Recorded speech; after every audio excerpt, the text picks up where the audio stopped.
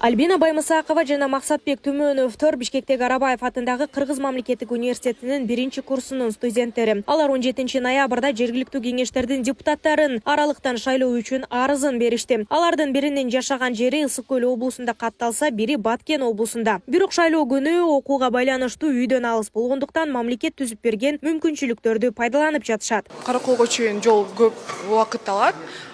И мен болсо азыр консультация алдым.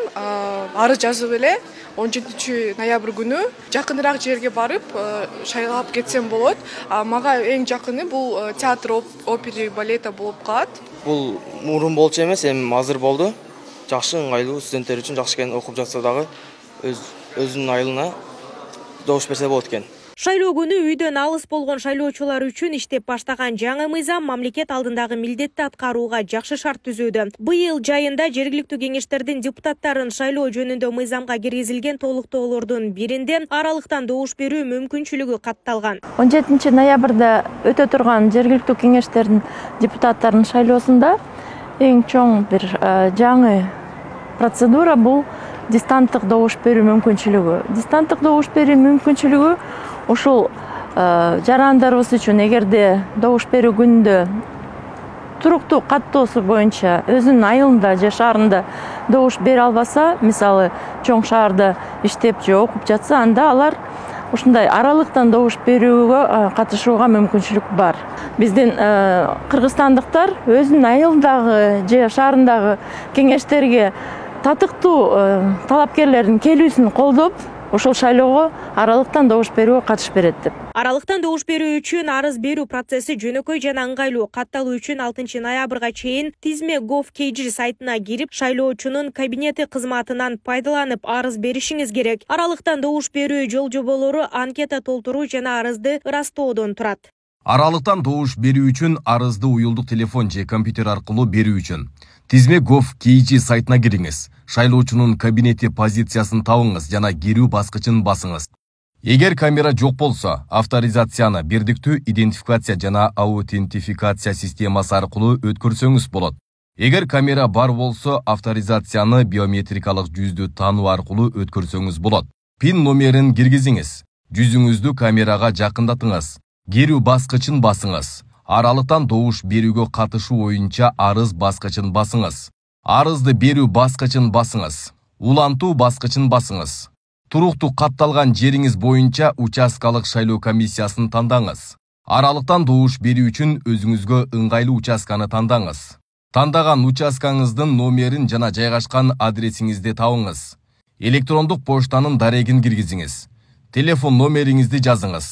Өзүңүздүн маалыматтарыңызды автоматташтырылган иштеп чыгууга өткөрүү жана сактоого макулдугуңузду белгилеңиз. Тастыктоо баскычын басыңыз.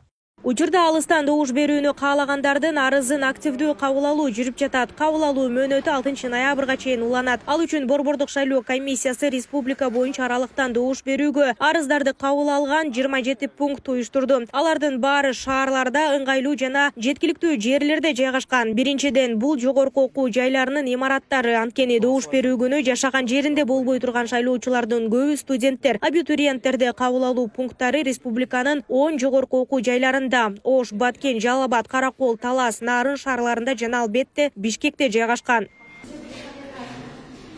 Жогорку окуу жайлардагы арыздарды кабыл алуу пункттарына студенттер гана эмес, аралыктан добуш берүүнү каалагандар да кайрыла алышат. Мындай пункттар Жождордон тышкары 7 шаардагы калкты тейлөө борборлорунда да ачылган. Ар бир шайлоочу, ошол аралыктан добуш берүүнү каалаган шайлоочу өзүнүн телефонунан деле, иштеп аткан компьютеринен деле же ноутбук аркылуу, планшет аркылуу деле ошол тизме gov.kg сайтына кирип, порталга кирип, шайлоочунун кабинети деген порталга кирип, ошол жерден өзүнүн авторизациядан өткөрүп, андан кийин өткөндөн кийин ал жерде электрондук арыздын формасы чыгат.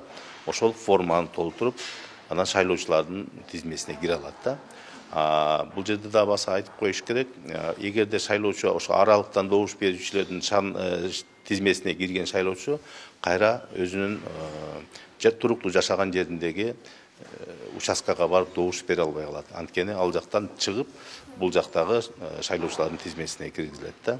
Аралыктан добуш берүү үчүн кошумча шарттарды түзүү бул жергиликтүү кеңештерге татыктуу жана компетенттүү депутаттарды шайлоону каалаган жарандардын мүмкүнчүлүктөрүн кеңейтүү. Ал эми жарандар арыздарын 6 ноябрга чейин тапшырышы керектигин эскерте кетели. Аралыктан добуш берүүгө байланыштуу бардык суроолор боюнча 1255 кыска номериндеги ишеним телефону аркылуу кайрылсаңыз болот.